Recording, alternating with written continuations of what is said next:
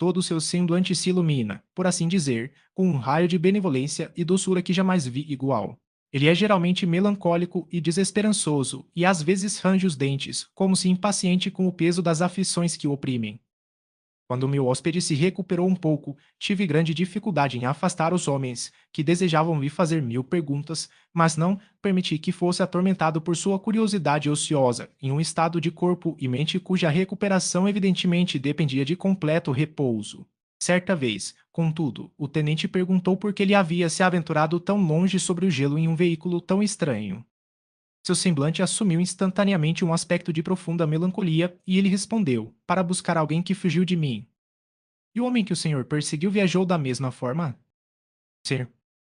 Então, imagino que o tenhamos visto, pois no dia anterior a encontrá-lo, avistamos alguns cães puxando um trenó, com o homem nele, sobre o gelo. Isso despertou a atenção do estranho, que fez uma série de perguntas sobre a rota que o demônio, como ele o chamava, havia seguido. Logo depois, quando ficou a sós comigo, ele disse, sem dúvida, despertei sua curiosidade, assim como a dessas boas pessoas, mas você é muito atencioso para fazer perguntas. Certamente seria, de fato, muito impertinente e desumano da minha parte incomodá-lo com qualquer curiosidade minha. E, no entanto, o Senhor me resgatou de uma situação estranha e perigosa, o Senhor me restaurou a vida com benevolência. Logo após, ele perguntou se eu achava que a quebra do gelo havia destruído o outro trenó. Respondi que não poderia responder com qualquer grau de certeza, pois o gelo não havia se rompido até perto da meia-noite, e o viajante poderia ter chegado a um lugar seguro antes desse momento, mas disso não poderia julgar. A partir desse momento, um novo espírito de vida animou o corpo em decadência do estranho. Ele manifestou maior entusiasmo em estar no convés para vigiar o trenó que havia aparecido antes, mas o persuadi a permanecer na cabine, pois ele está muito fraco para suportar as presas da atmosfera. Prometi que alguém o vigiaria e o avisaria imediatamente caso algum novo objeto aparecesse no horizonte. Este é o meu relato sobre o que se refere a este estranho acontecimento até o presente momento. O estranho tem gradualmente melhorado sua saúde, mas permanece muito silencioso e parece desconfortável quando alguém, exceto eu, entra em sua cabine. No entanto, seus modos são tão conciliadores e gentis que os marinheiros se interessam por ele, embora tenham tido pouquíssima comunicação com ele. Por minha parte, começo a amá-lo como um irmão, e sua constante e profunda tristeza me enche de simpatia e compaixão.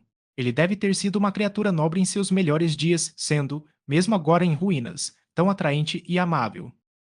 Eu disse em uma de minhas cartas, minha querida Margarete, que não encontraria nenhum amigo no vasto oceano. Contudo, encontrei um homem que, antes que seu espírito fosse quebrado pela miséria, eu teria tido a felicidade de possuir como irmão do meu coração. Continuarei meu diário sobre o estranho em intervalos, caso tenha novos incidentes a registrar. 13 de agosto de 17. Meu apreço por meu hóspede aumenta a cada dia. Ele desperta simultaneamente minha admiração e minha compaixão em grau surpreendente. Como posso ver uma criatura tão nobre destruída pela miséria sem sentir a mais pungente dor? Ele é tão gentil e ao mesmo tempo tão sábio, sua mente é tão cultivada e quando fala, embora suas palavras sejam escolhidas com a mais refinada arte, fluem com rapidez e eloquência incomparáveis. Ele agora está muito recuperado de sua doença e permanece continuamente no convés, aparentemente à espera do trenó que precedeu o seu. Contudo, embora infeliz, ele não está tão completamente consumido por sua própria miséria a ponto de não se interessar profundamente pelos projetos alheios. Ele tem frequentemente conversado comigo sobre meus assuntos, os quais eu lhe comuniquei sem disfarçar. Ele adentrou atentamente em todos os meus argumentos em favor do meu eventual sucesso e em cada minucioso detalhe das medidas que eu havia tomado para garanti-lo. Deixei-me facilmente levar pela simpatia que ele demonstrou, a ponto de usar a linguagem do meu coração, dar vazão ao ardor incandescente da minha alma e dizer, com todo o fervor que me aquecia, com que alegria eu sacrificaria minha fortuna, minha existência, todas as minhas esperanças para o sucesso da minha empreitada. A vida ou a morte de um homem era um preço pequeno a pagar pela aquisição do conhecimento que eu buscava, pelo domínio que eu deveria adquirir e transmitir sobre os inimigos elementais de nossa raça. Enquanto falava, uma sombria melancolia se espalhava pelo semblante do meu interlocutor. A princípio, percebi que ele tentava suprimir sua emoção. Colocou as mãos diante dos olhos, e minha voz vacilou e falhou ao contemplar lágrimas escorrendo rapidamente por entre seus dedos. Um gemido irrompeu de seu peito convulsionado. Fiz uma pausa. Por fim, ele falou, com voz embargada. Homem infeliz. Você compartilha da minha loucura. O senhor também bebeu da bebida inebriante? Ouça-me, deixe-me revelar minha história e você julgará a taça de seus lábios. Tais palavras, como pode imaginar, despertaram fortemente minha curiosidade, mas o paroxismo de dor que acometera o estranho superou suas forças enfraquecidas, e muitas horas de repouso e conversas tranquilas foram necessárias para restaurar sua compostura. Tendo subjugado a violência de seus sentimentos, ele parecia desprezar-se por ser escravo da paixão, e, reprimindo a sombria tirania do desespero, conduziu-me novamente a conversar sobre mim pessoalmente. Ele me perguntou sobre a história dos meus anos anteriores. A narrativa foi rapidamente contada, mas despertou diversas linhas de reflexão. Falei do meu desejo de encontrar um amigo, da minha sede por uma simpatia mais íntima com uma mente semelhante à minha do que jamais me fora concedido, e expressei minha convicção de que um homem pode se orgulhar de pouca felicidade se não desfrutar dessa benção. Concordo com o senhor, respondeu o estranho, somos criaturas inacabadas, apenas parcialmente formadas. Se um ser mais sábio, melhor e mais querido do que nós mesmos, como um amigo deveria ser, não emprestar sua ajuda para aperfeiçoar nossas naturezas fracas e defeituosas. Eu tive um amigo, o mais nobre dos seres humanos, e, portanto, tenho o direito de julgar a respeito da amizade. O senhor tem esperança e o mundo à sua frente, e não tem motivos para desesperar. Mas eu perdi tudo e não posso começar uma nova vida. Ao dizer isso, seu semblante expressou uma tristeza calma e serena que me tocou profundamente. Mas ele permaneceu em silêncio e logo se retirou para sua cabine. Mesmo com o espírito abatido, ninguém consegue sentir mais profundamente do que ele as belezas da natureza. O céu estrelado, o mar e cada visão proporcionada por essas regiões maravilhosas parecem ainda ter o poder de elevar sua alma da terra. Tal homem possui uma dupla existência. Pode sofrer misérias e ser esmagado por decepções, mas, quando se recolhe em si mesmo, assemelha-se a um espírito celestial que possui um halo ao seu redor, dentro do qual nenhuma dor ou tolice ousa penetrar.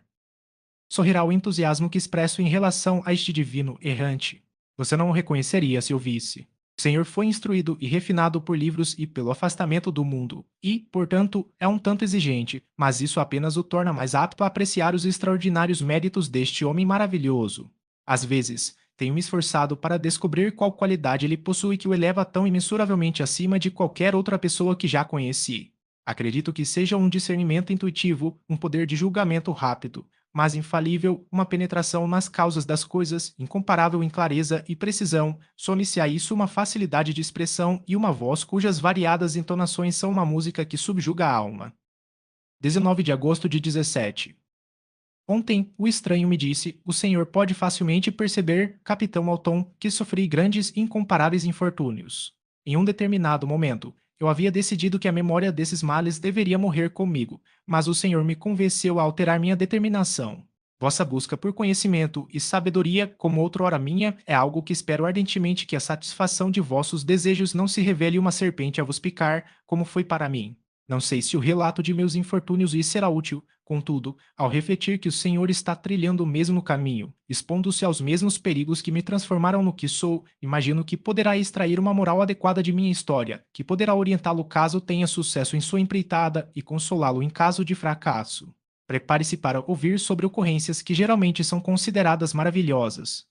Se estivéssemos entre as cenas mais calmas da natureza, eu poderia temer encontrar sua descrença, talvez seu ridículo, mas muitas coisas parecerão possíveis nestas regiões selvagens e misteriosas, o que provocaria o riso daqueles que não estão familiarizados com os poderes sempre variados da natureza. Nem duvido que meu relato transmita em sua série evidências internas da veracidade dos eventos que o compõem. Pode imaginar facilmente que fiquei muito grato pela comunicação oferecida, mas não suportava que ele renovasse sua dor com um relato de suas desgraças. Sentia a maior ânsia de ouvir a narrativa prometida, em parte por curiosidade e em parte por um forte desejo de melhorar seu destino, caso estivesse ao meu alcance. Expressei esses sentimentos em minha resposta.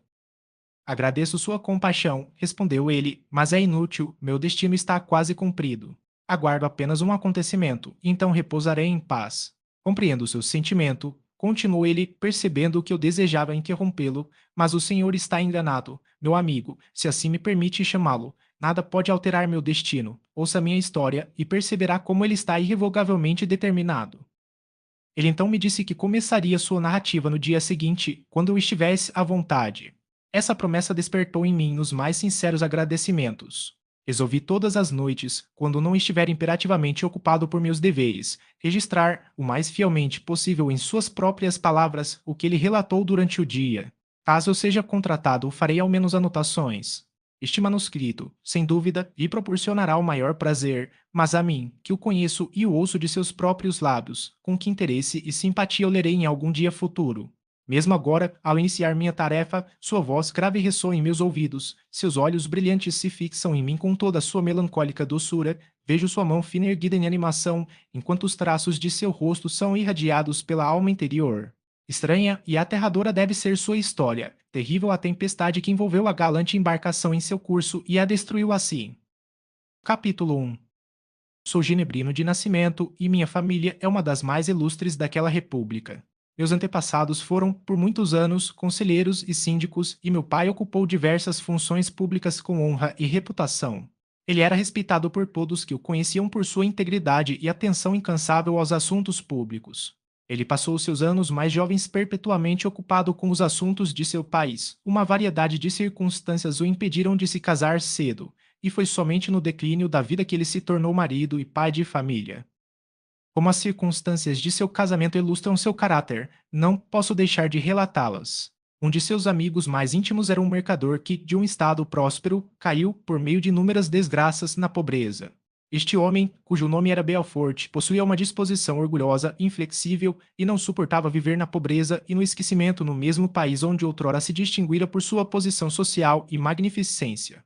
Tendo pago suas dívidas, portanto, da maneira mais honrosa, retirou-se com sua filha para a cidade de Lucerna, onde viveu desconhecido e em miséria. Meu pai nutria por Belfort uma amizade sincera e ficou profundamente consternado com sua retirada nessas infelizes circunstâncias. Ele deplorou amargamente o falso orgulho que levou seu amigo a uma conduta tão pouco digna do afeto que os unia. Ele não perdeu tempo em procurar por ele, na esperança de persuadi-lo a recomeçar a vida com seu crédito e assistência. Belfort havia tomado medidas eficazes para se esconder e foram 10 meses antes que meu pai descobrisse seu paradeiro. Adiante com esta descoberta, ele se apressou para a casa, situada em uma rua modesta perto do rio Reus. Mas, ao entrar, apenas a miséria e o desespero receberam. Belfort havia economizado apenas uma pequena quantia de dinheiro com a ruína de sua fortuna, mas era suficiente para lhe garantir sustento por alguns meses e, nesse ínterim, esperava conseguir um emprego respeitável e uma casa comercial. O intervalo foi, consequentemente, gasto em inação, sua dor apenas se tornou mais profunda e pungente quando teve tempo para reflexão e, por fim, tomou conta de sua mente tão rapidamente que, ao final de 3 meses, jazia em um leito de enfermidade, incapaz de qualquer esforço. Sua filha o assistia com a maior ternura, mas via com desespero que seu pequeno fundo diminuía rapidamente e que não havia outra perspectiva de sustento. Mas Caroline Belfort possuía uma mente de um molde incomum, e sua coragem se elevou para sustentá-la em sua adversidade. Ela conseguia trabalho simples, trançava palha e, por diversos meios, conseguia ganhar uma pequena quantia, mal suficiente para sustentar a vida. Vários meses se passaram dessa forma. Seu pai piorou, seu tempo foi totalmente ocupado em atendê-lo, seus meios de subsistência diminuíram e, no 10º mês, seu pai faleceu em seus braços, deixando-a órfã e mendiga. Este último golpe a sobrepujou e ela ajoelhou-se junto ao caixão de Belfort, chorando amargamente, quando meu pai entrou na câmara. Ele veio como um espírito protetor para a pobre moça que se entregou aos seus cuidados, e, após o enterro de seu amigo, ele a conduziu a Genebra e a colocou sob a proteção de um parente. 2 anos após esse evento, Caroline tornou-se sua esposa. Havia uma diferença considerável entre as idades de meus pais, mas essa circunstância parecia uni-los ainda mais em laços de afeto devotado. Havia um senso de justiça na mente íntegra de meu pai que tornava necessário que ele aprovasse muito para amar com intensidade. Talvez em anos anteriores ele tivesse sofrido com a indignidade tardiamente descoberta de uma pessoa amada e por isso estivesse disposto a dar maior valor à virtude comprovada. Havia uma demonstração de gratidão e veneração em seu apego à minha mãe, diferindo totalmente da afeição carinhosa da idade, pois é inspirada pela reverência às suas virtudes e pelo desejo de ser o meio de, em alguma medida, recompensá-la pelas dores que ela havia suportado, mas que conferiam uma graça indescritível ao seu comportamento para com ela. Tudo foi feito para ceder aos seus desejos e à sua conveniência. Ele se esforçava para protegê-la como uma exótica e bela flor é protegida pelo jardineiro, de todos os ventos mais fortes e para cercá-la com tudo o que pudesse tender a despertar emoções prazerosas em sua mente suave e benevolente. Sua saúde e até mesmo a tranquilidade de seu espírito, até então constante, haviam sido abaladas pelo que ela passara. Os 2 anos que precederam seu casamento, meu pai havia gradualmente renunciado a todas as suas funções públicas, e imediatamente após a união, eles buscaram um clima agradável da Itália e a mudança de cenário e interesse inerentes a uma viagem por aquela terra de maravilhas, como um restaurador para sua estrutura enfraquecida. Da Itália, visitaram a Alemanha e a França. Eu, seu filho mais velho, nasci em Nápoles e, ainda bebê, acompanhei-os em suas andanças. Permaneci por vários anos como seu único filho. Por mais apegados que fossem um ao outro, pareciam extrair inesgotáveis reservas de afeto de uma mina inesgotável de amor para me prodigalizar. As primeiras lembranças que tenho são as carícias ternas de minha mãe e o sorriso de prazer benevolente de meu pai ao me contemplar. Eu era o brinquedo e o ídolo deles, e algo melhor, sua criança, a criatura inocente e indefesa concedida a eles pelo céu, a quem educar para o bem, e cujo futuro destino estava em suas mãos direcionar para a felicidade ou a miséria, conforme cumprissem seus deveres para comigo. Com essa profunda consciência do que deviam ao ser a quem haviam dado a vida, somada ao espírito ativo de ternura que animava ambos, pode-se imaginar que, enquanto durante cada hora de minha infância recebi uma lição de paciência, caridade e autocontrole, fui guiado por uma corda de seda, de modo que tudo me parecia uma única sequência de prazeres. Por muito tempo eu fui o único cuidado deles. Minha mãe desejava muito ter uma filha, mas eu continuei sendo sua única prole. Quando eu tinha cerca de 5 anos de idade, durante uma excursão além das fronteiras da Itália, eles passaram uma semana nas margens do Lago de Como. Sua disposição benevolente frequentemente os levava a entrar nas casas dos pobres. Para minha mãe, isso era mais do que um dever, era uma necessidade, uma paixão, lembrar o que ela havia sofrido e como fora aliviada, para que, por sua vez, agisse como anjo da guarda dos aflitos. Durante um de seus passeios, uma pobre cabana nas dobras de um vale atraiu sua atenção por ser singularmente desolada, enquanto o número de crianças seminuas reunidas ao seu redor falava de penúria em sua pior forma. Um dia, quando meu pai havia ido sozinho a Milão, minha mãe, acompanhada por mim, visitou esta residência. Ela encontrou um camponês e sua esposa, trabalhadores e curvados pelo cuidado e pelo trabalho, distribuindo uma refeição escassa a 5 bebês famintos. Entre estes, havia um que atraía minha mãe muito mais do que todos os outros. Ela parecia ser de uma linhagem diferente. Os outros 4 eram pequenos vagabundos de olhos escuros e resistentes, e esta criança era magra e muito clara. Seus cabelos eram de um dourado vivo e intenso e, apesar da pobreza de suas vestes, pareciam coroar sua cabeça com uma distinção singular. Sua testa era clara e ampla, seus olhos azuis, límpidos, e seus lábios e a modelagem de seu rosto tão expressivos de sensibilidade e doçura que ninguém poderia contemplá-la sem considerá-la de uma espécie distinta, um ser enviado pelos céus, portando um selo celestial em todas as suas feições. A camponesa, percebendo que minha mãe fixava olhos de admiração e espanto naquela adorável moça, comunicou-lhe avidamente sua história. Ela não era sua filha, mas a filha de um nobre milanês. Sua mãe era alemã e faleceu ao dar à luz. A criança fora entregue a esses bons indivíduos para a amamentação. Eles estavam em melhor situação então. Eles não estavam casados há muito tempo e seu filho mais velho acabara de nascer. O pai de seu pupilo era um daqueles italianos nutridos na memória da antiga glória da Itália, um entre os Chevalier Frementi, que se esforçava para obter a liberdade de seu país. Ele se tornou vítima de sua fraqueza. Não se sabia se ele havia falecido ou ainda permanecia nas masmorras da Áustria. Sua propriedade foi confiscada, seu filho tornou-se órfão e mendigo. Ela permaneceu com seus pais adotivos e floresceu em sua rude moradia, mais bela do que uma rosa de jardim entre espinheiros de folhas escuras. Quando meu pai retornou de Milão, encontrou brincando comigo no hall de nossa vila uma criança mais bela do que um querubim retratado, uma criatura que parecia irradiar beleza e cuja forma e movimentos eram mais leves do que os de uma camurça das montanhas. A aparição foi logo explicada. Com sua permissão, minha mãe persuadiu seus rústicos tutores a lhe entregar sua tutela. Eles eram afeiçoados à doce órfã. Sua presença lhes havia parecido uma bênção, mas seria injusto mantê-la na pobreza e na carência quando a providência lhe oferecia tão poderosa proteção. Consultaram um padre de sua aldeia e o resultado foi que Elizabeth Lavenza se tornou moradora da casa de meus pais, minha mais que irmã, a bela e adorada companheira de todas as minhas ocupações e prazeres. Todos adoravam Elizabeth. O apego apaixonado e quase reverencial com que todos a consideravam tornou-se, enquanto eu compartilhava, meu orgulho e minha alegria. Na noite anterior à sua vinda para minha casa, minha mãe havia dito, em tom de brincadeira: "Tem um belo presente para meu Victor, amanhã ele o terá." E quando, No dia seguinte, ela me apresentou Elizabeth como seu presente prometido, e eu, com seriedade infantil, interpretei suas palavras literalmente e passei a considerar Elizabeth como minha para proteger, amar e estimar. Todos os elogios que lhe foram dirigidos, recebi-os como se